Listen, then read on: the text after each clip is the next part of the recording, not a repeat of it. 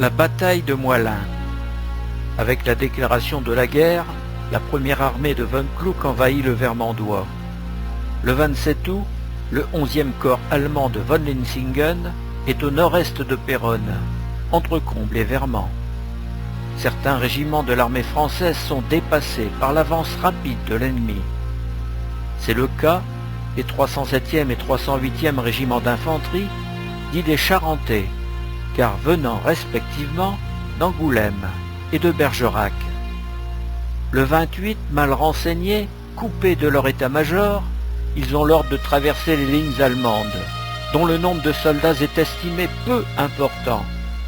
Sortant des bois de Vaux et de Saint-Pierrevas, à proximité de la ferme du gouvernement, sur la commune de Moilins, ils tombent sur des soldats allemands harassés, surpris, furieux et très nombreux, qui font un carnage.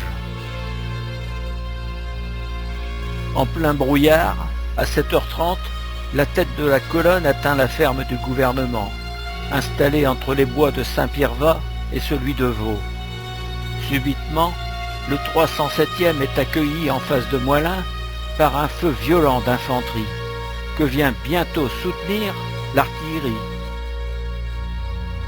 À 9h, le 308 se déploie et subit de grosses pertes, attaqué par un ennemi retranché, très supérieur en nombre.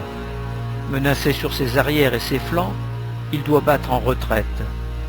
Avec la dissipation du brouillard, l'ennemi s'aperçoit qu'il n'a en face qu'un petit nombre d'adversaires et fait rugir de plus belle mitrailleuses et canons. À midi, la cavalerie allemande charge et sabre les derniers combattants sur la plaine dominant Moilins. La bataille aura duré 4 heures. L'ampleur du désastre vient aussi de l'affrontement entre, côté français, de 2 régiments de réservistes, mobilisés moins d'un mois auparavant, et côté allemand, d'une puissante armée d'actives, commandée par le général von Kluck, qui sera décoré pour cette bataille. Après les combats, la fureur meurtrière des envahisseurs se poursuit.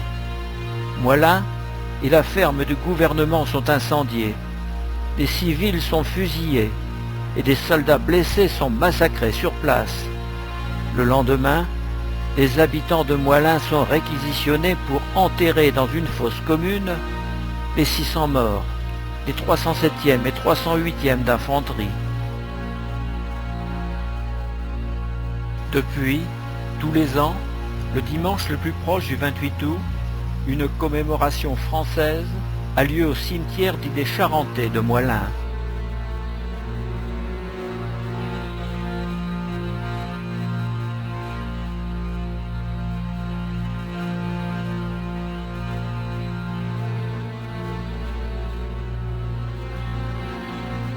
Un coffret contenant de la terre des villages d'origine des glorieux morts y a été déposé et renouvelé à l'occasion des commémorations du centenaire de la bataille.